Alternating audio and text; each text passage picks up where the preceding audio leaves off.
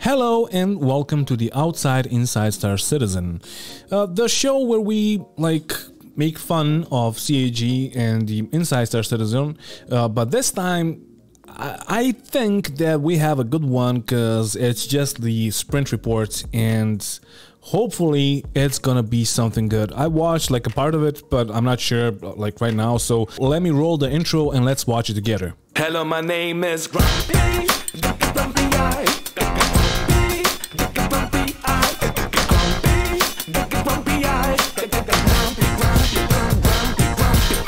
Last sprint report, we showed some of the earliest work the AI team was doing to make the landings of AI pilots more realistic and natural and less direct and unvaried. So let's check in again this week on more of their continued, still work in progress. Yeah, and in the last sprint report, you showed us this, but as I've said, this is not in the game and this does not exist. So how are you making more variety to something that we don't have? I simply don't understand it, but let's just watch it. You can see here a focus on new, safe procedural spline generation, which uses an iterative process to apply repulsive and spring forces to each control point based on the various signed distance fields in the area. The white line seen here is the original direct flight path, and the cyan is what's being generated automatically by this new AI process. Right, so this is actually looking good, and I'm being honest right now. I love the touch with the Cuddy going VTOL while landing, because that's what some people would do, and that's pretty cool. It adds to the immersion, and thumbs up. Good job, CAG. I just can't wait to see this in the game. And hopefully we will see it in the next patch, right? This new tech is essential in allowing designers to add Mpc reinforcements to a variety of mission locations where spawn closets might be too conspicuous or otherwise unavailable. And it should add an exciting element of added danger and variation to missions throughout the persistent universe, enabling new mission types and alternate outcomes to existing ones when player action or inaction can cause a good situation to go bad or an already intense one to get even worse. Right, Jared, please hear me out. So spawn closets are so fucking 90s kind of a thing. Please replace spawn closets completely and entirely with this. Maybe just use spawn closets to spawn the security guards, but please do not give us spawn closets when we can get this. If we can get this for bunker missions and all other missions, please just give us this, because we like spawn closets. No, we just camp those and shoot them before they can react, and then and it breaks the immersion. So just give us this instead of the spawn closets, please. Or just make another thing. I don't know. I'm not a fucking developer, but this could be amazing. Imagine reinforcements coming in a Cuddy or a Cuddy steel, or in a fucking Andromeda, whatever. That would be amazing. And you just take down the Cuddy, for example. That would be amazing. So please just focus on this and just get rid of the spawn closets. They're just ridiculous. Please, thank you. And beyond just AI reinforcements to the situation, these kinds of NPC landings and takeoffs are an exciting step forward in building a more immersive universe with ship traffic coming and going from the various landing zones, points of interest, space stations, and beyond. It's been on the wish list for a while, and it's exciting to me to see this tech beginning to realize its full potential. So here's the thing with this. If you want to make a lot of traffic with NPCs, that's fine. But please do not make the traffic because you know that the servers would not, server meshing would not support thousands or hundreds of people in one spot and just seeing that traffic. If you are making that because of this, you should tell us. That's the first thing.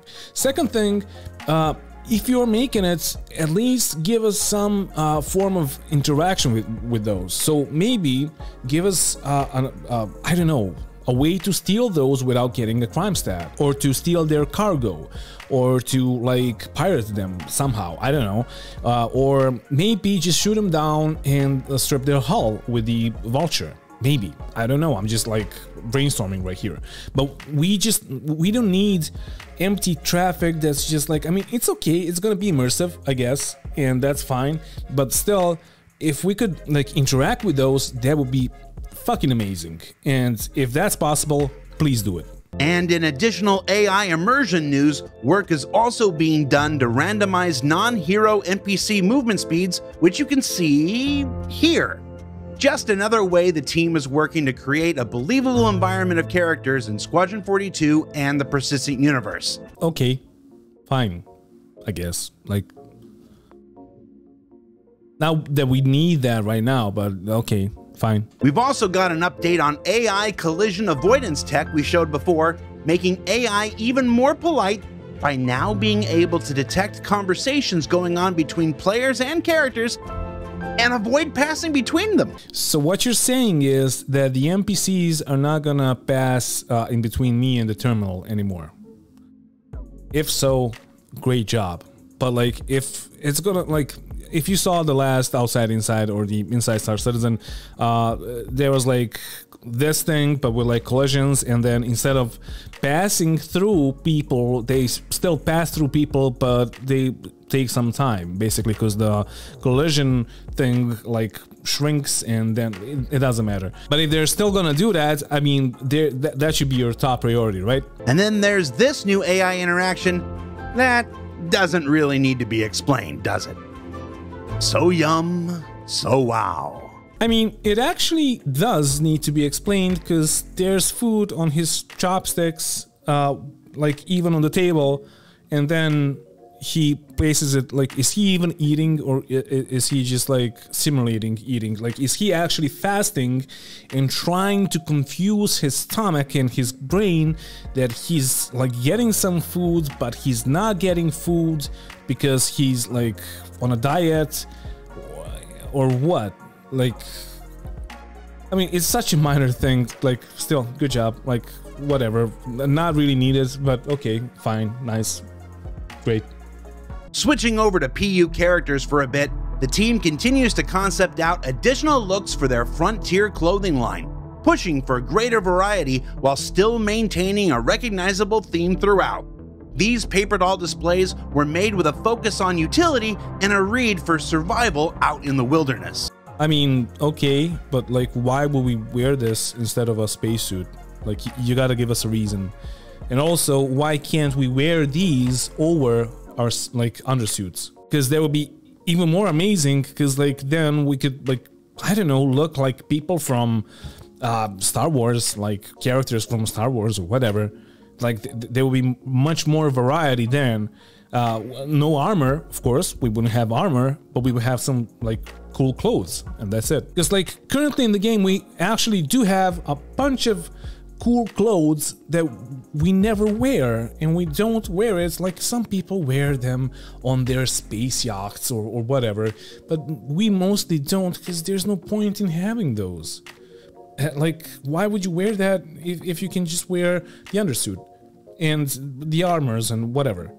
But like, this would be cool, and especially if like all those pockets and all that will be like inventory space. So yeah, that's my 2 cents, I guess. And you can see here variants for more extreme environments with these potential cold weather options.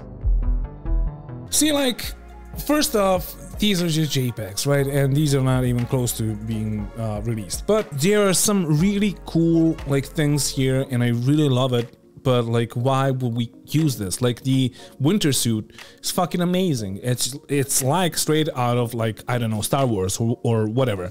But why would we wear that? There's no reason. Like, first off, you're not gonna spend a lot of time on the planets, because like, why would you? Because there's nothing to do on the planets. So you're gonna use the undersuit, because you're gonna like hop out of your ship, maybe on a pad or on a moon or whatever, and then you will need to have your undersuits and your helmet. But what if you could wear those over the undersuit and have just like a helmet that you can store in your backpack. Speaking of which, are there gonna be any backpacks for your clothes or like duffel bags or whatever? Like, we don't have that, and it will be cool to have that if you're gonna be a hunter at some point, like 10 years down the line. It would be useful to have a backpack or a duffel bag or whatever for your character, right? If you're gonna go with the clothes. And like, I don't know, I would wear these if there was a point, because this, like, you look better. Like in these here that he showcased, I'm gonna probably put it here, that are like for NPCs, there's just like cool armor sets for your clothes, and that's amazing. I would love to wear those, but they are just made for NPCs. I don't know why. Like, why can't we get those? That would be cool. Members of the Planet Content and EU Sandbox teams recently started a sprint exploring new cave archetypes and entrances beyond the rocky ones that we currently have, as you can see here with this early gray box look at a sand type of cave currently being explored. Yeah, variety. That's what I'm talking about. Nice, great. Do this with the bunkers, because all the bunkers are basically the same. But yeah, like, I'm not sure that I'm ever gonna do a cave mission again, because they're just like boring, and most of them, like the rocky ones that we currently have, are just like too hard to maneuver through, and like it's just a pain in the fucking ass. But yeah, thumbs up, I guess. This whole video is just gonna be like me being a paid shell, right? Like, really, like, I'm serious, like, thumbs up. Fucking amazing. And now that we've got our first river on Microtech, work's begun on building out a new library of underwater flora, as you can see here with these river weeds. Oh, CAG, come on, like, seriously? Seriously? Like, do you think that, like, the flora is your main issue with the river? Come on, like, whatever. I'm just gonna continue being a paid shell. And then, before we head into Invictus launch week next week, let's take a look at a vehicle you already know about currently in production and check in with the popular Corsair, first ship from Drake Interplanetary, being taken to our current gold standard. This is the mess hall, which includes a slight change from concept to improve player traversal. Originally, the entrance lift came up between two turrets, but in white box testing, that caused a noticeable traffic jam, especially during intense situations. The entrance lift now comes up in a sealed cubby off of the mess hall and allows for improved traversal throughout the remainder of the ship. See, with this, I was excited when I saw it, and then I realized it's not going to be released now on the Invictus. And I was hoping that that's going to be the ship that, like, everybody's talking about, that's just going to be released out of the blue, because that would be cool. Not only because I bought it, I bought the JPEG, but yeah, like, it's a cool ship, and it would be cool to have it. Maybe I'm just talking out of my ass, because, as I've said, I bought that. But yeah, now I'm just like, okay, just give me Corsair, please. At some point, give Corsair, because, like, yeah, I want to get rid of the fucking Connie, because I don't want to fly that thing like ever again, and I want the Drake asymmetric design. And I'm gonna say one more thing. It's cool that they, like, actually tested out the thing and realized that like, wherever that fucking elevator was, that, like, it wouldn't work, so they changed it. So yeah, again, good job. Please pay me. You don't need to, like, you are actually doing a good job, so yeah. But the real hotness is in the cockpit, with a look at these dashboards currently making their way through final art phase. Just, wow. I really want to push every button. Wait, what? Nah. What? Fucking Drake is ran on fucking Macintosh. Really? on I bullshit? Really? It's not fucking random Linux or like any other like PC based thing. It's like iMac? Really? Okay, I'm gonna melt this shit now. Like, I don't fucking care. Like, I'm a PC master race, and Mac is not a PC. For me, it's not it's an overpriced piece of shit. So thank you, but like Drake, I'm just gonna like melt the fucking Corsair now. And finally, before we let you go, a little tease of something we'll be discussing more as it gets closer to release: changes to ground vehicle physics that are currently being tested, iterated on, passed out to vehicle designers for feedback, tested again, iterated again, passed on again, etc., etc., etc. The goal of adopting a more physically based movement system will be obvious. We want our vehicles to behave more like we'd expect them to, and that means getting a more natural vehicle response from the environment without the gliding that's currently caused by the arcade simulation on the left. Yeah, they are onto something, because gliding and sliding and just like Tokyo drifting around the place with a rover is just not, it's not good. And yeah, again, good job. Like, 2 thumbs up. This physics work would also extend to going up enormous hills. Like you can see on the left with arcade, you can currently stop and maintain traction, which is neat for looking at sunsets, sure. But in a physically based system, you'll need to consider the speed, momentum, and the actual path you take just a little more carefully. This change is also going to affect the way ground vehicles do just about everything, including fall tremendous distances as well. You can see on the left here, the arcade model, it tends to correct the Ursa the entire way down, but the physically based model is a bit less forgiving. I mean, it's gonna be a pain in the fucking ass, and it's gonna be better, but it's gonna be a pain in the ass. So I don't know. And like in the end, if this ends up being another like hovercraft or whatever mechanics updates that we got that are like somehow basically the same as they were before, maybe even worse, I don't know. Like, hopefully it's not gonna be that, but we'll see. I guess we'll see. And I know I said finally for the physics thing, but maybe we can squeeze one more teaser in this week, huh?